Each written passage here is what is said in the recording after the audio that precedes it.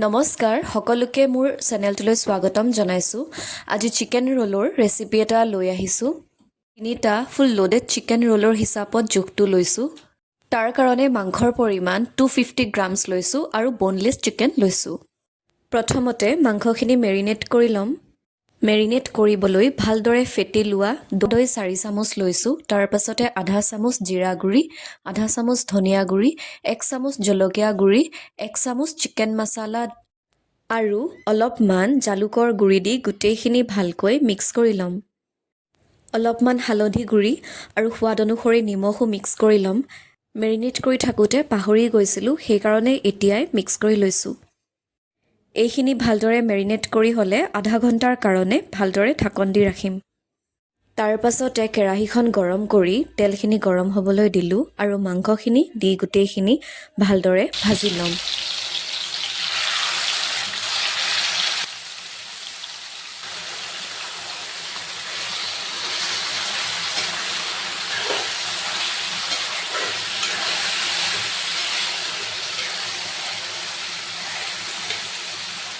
মাংসখিনি ভাজি থাকোঁতে গেছৰ ফ্লেমটো ল'ৰ পৰা মিডিয়াম ফ্লেমত ৰাখিম আৰু 12ৰ পৰা 15 মিনিট সময়লৈকে ভালদৰে ভাজি ল'ম। চিকেন ৰোল বুলি ক'লে বনাবলৈ সময় লাগিব যেন লাগে, কিন্তু তেনেকুৱা নহয়। আচলতে বহুত সোনকালে হৈ যায়। কেৱল মাংসখিনিহে ভাজিবলৈ লাগে ভালদৰে, আৰু দোকানতকৈ ঘৰত বনালে বহুত বেছি টেষ্টিয়ে হয়। এয়া মাংসখিনি ভজা হৈ গৈছে। এতিয়া একেখিনি মছলাতে কাটি লোৱা এটা পিঁয়াজ আৰু কেপচিকাম দি কিনে অলপমান ভাজি ল'লেই হৈ যাব। পিঁয়াজ কেপচিকামৰ ভাজিখিনিত অলপ নিমখ দিছোঁ। কোনো ধৰণৰ মছলা ব্যৱহাৰ কৰা নাই। 2-3 মিনিটমান সময় লৰাই লোৱাৰ পাছত এইখিনি নমাই ল'ম।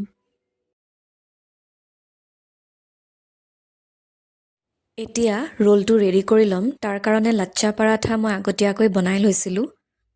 প্ৰথমতে পাৰাঠাখনত চাটনি লগাই ল'ম। তাৰ কাৰণে কিষানৰ চটপটি হৰি চাটনি এই পেকেটটো ইউজ কৰিছোঁ। এইটো ঘৰতে বনোৱা চাটনিৰ দৰে একেই হয়, বা ইয়াৰ সলনি ধনিয়া, পুদিনা, আদা, নহৰু আৰু জলকীয়া দি চাটনি পিচি কিনে ব্যৱহাৰ কৰিলেও হ'ব। তাৰপিছত চিকেনৰ এটা লেয়াৰ আৰু ওপৰত পিঁয়াজ আৰু কেপচিকাম ভজাখিনি আৰু কেঁচা পিঁয়াজৰ লেয়াৰ এটা দি দিম।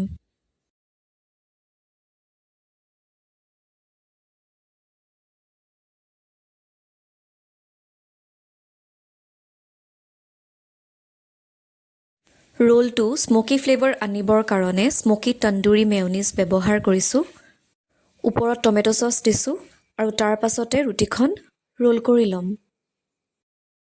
ভিডিঅ'টো ভাল লাগিলে লাইক, শ্বেয়াৰ আৰু চেনেলটো ছাবস্ক্ৰাইব কৰিব।